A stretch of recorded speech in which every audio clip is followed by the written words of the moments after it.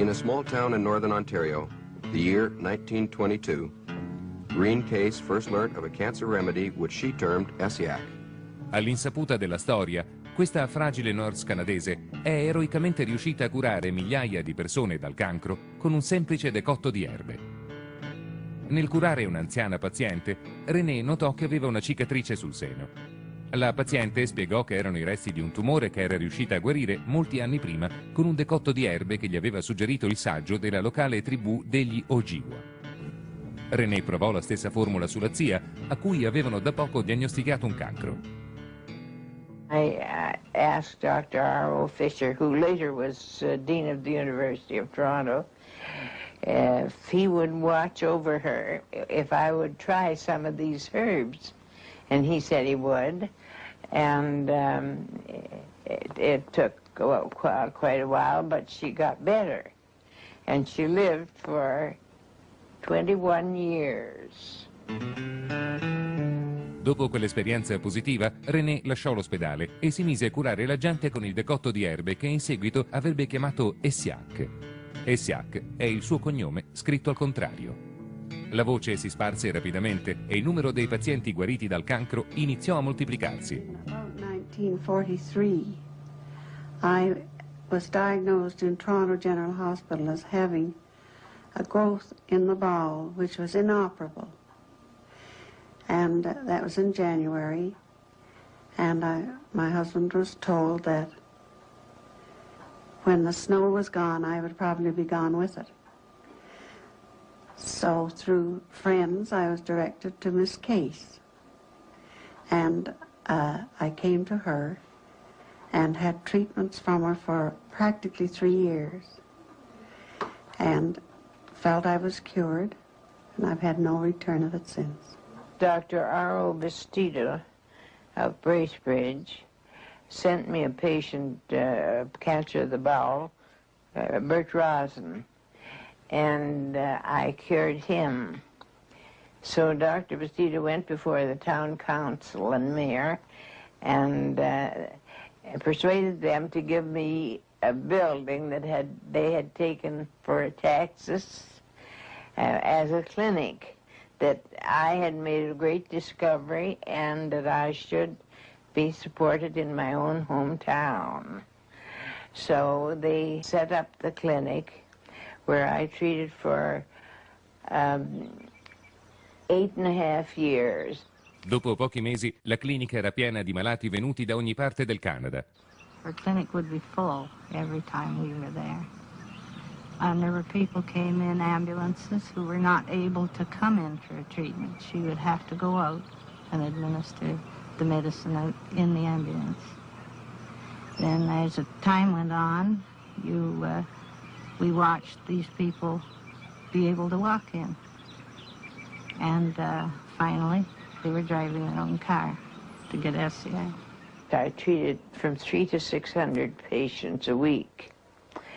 And the only way they would allow me to do this was free of charge, and I had to have a doctor's diagnosis for every case I treated. So we brought the diagnosis to Nurse Caisse, and I took treatment from her every week for about a year. And I have no cancer today. Fu un certo dottor Leonardo di Buffalo che aveva capito il potenziale esplosivo della cura di René ad avvisarla di quello a cui sarebbe andata incontro. Dr. Leonardo, he was a cancer surgeon, and he said, "You think you have a cure for cancer?" I said, "I'm way beyond thinking I know." Then I had 5 other doctors in examining patients, and he asked if he could go in with them and examine patients, and I told him he could. So then he told me, he said, "You have it,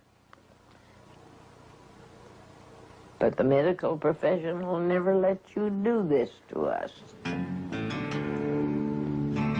Poco dopo un misterioso gruppo di investitori si presentò da René offrendo $1 milione per avere la formula del decotto.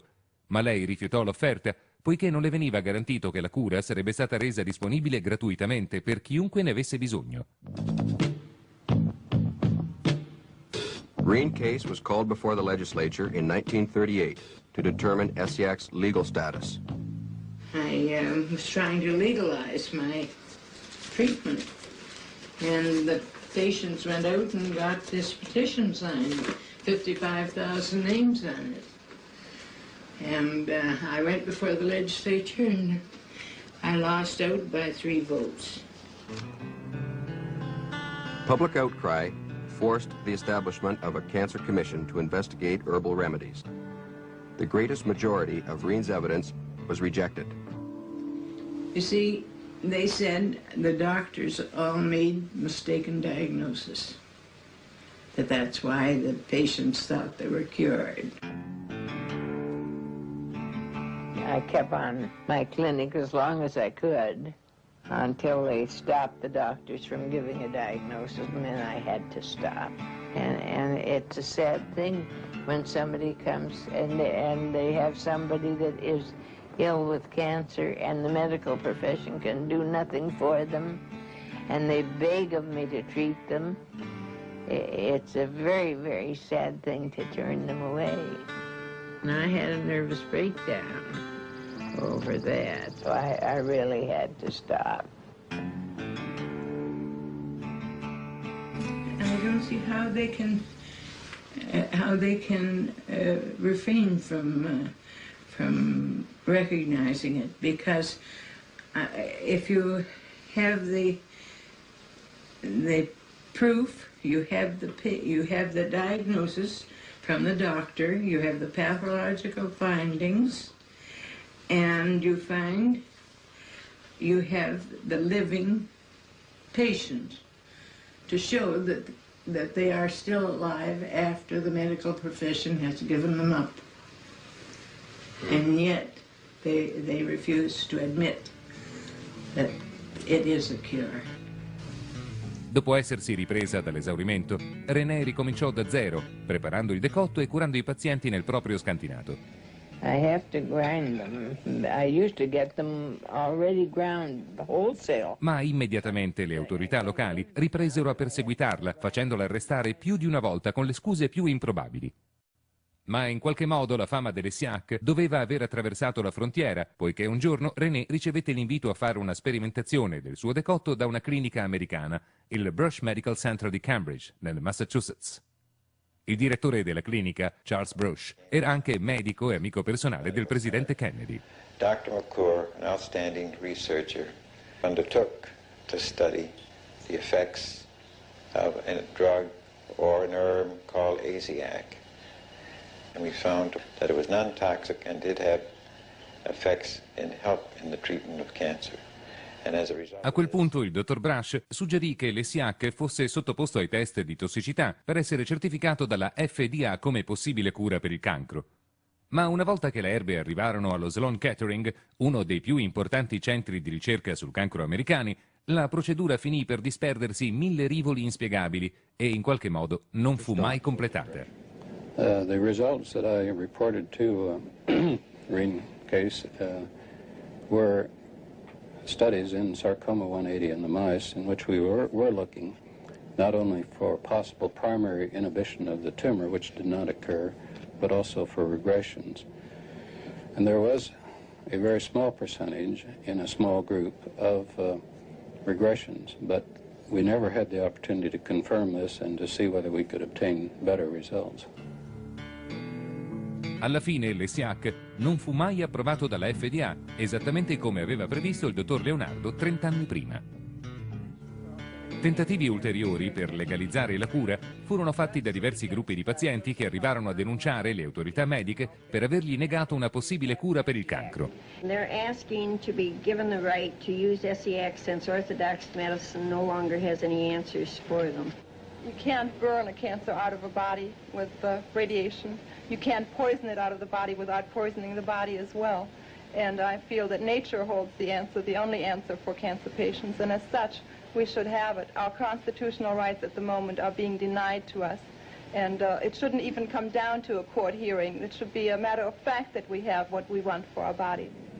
I have cancer from head to toe of the bone. You're going to try and tell me that if I think there's something that's going to give me a little bit of life, that I'm not going to try it?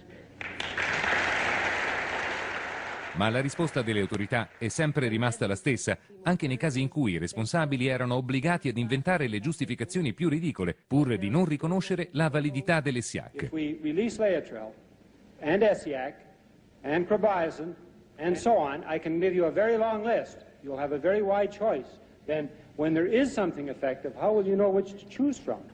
A scanso di equivoci, qualcuno pensò addirittura di evitare che in futuro la medicina venisse usata da dottori che magari ne riconoscessero l'efficacia. As it's well known in the state of California, the state legislature actually made it a felony for a doctor to use any than the accepted methods of treatment for cancer, and they named them in the legislation: surgery, chemotherapy, radiation, and cobalt. And when doctors are hemmed in like this, and their very livelihood is threatened, they're not going to be anxious to step out of line. Sfinita da queste battaglie per lei assurde e incomprensibili, René tornò semplicemente a casa sua e continuò a curare i suoi pazienti fino al giorno della sua morte, avvenuta nel 1978. Un anno prima, un folto gruppo di ex pazienti decise di fare a René una sorpresa per ringraziarla di tutto quello che aveva fatto per loro. Ex-patients and supporters arrived in Bracebridge, Ontario. They came to help Rene celebrate her 90th birthday. They have experienced the benefits of ESIAC. Many of the people here feel they owe their life to Rene.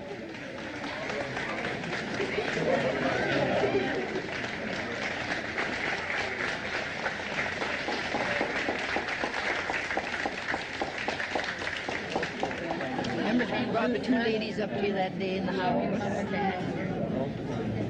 She doesn't know me. Loretta. Loretta. I have given my life for it.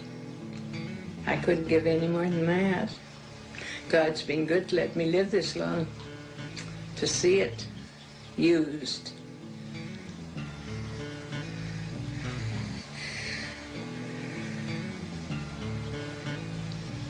And used by people.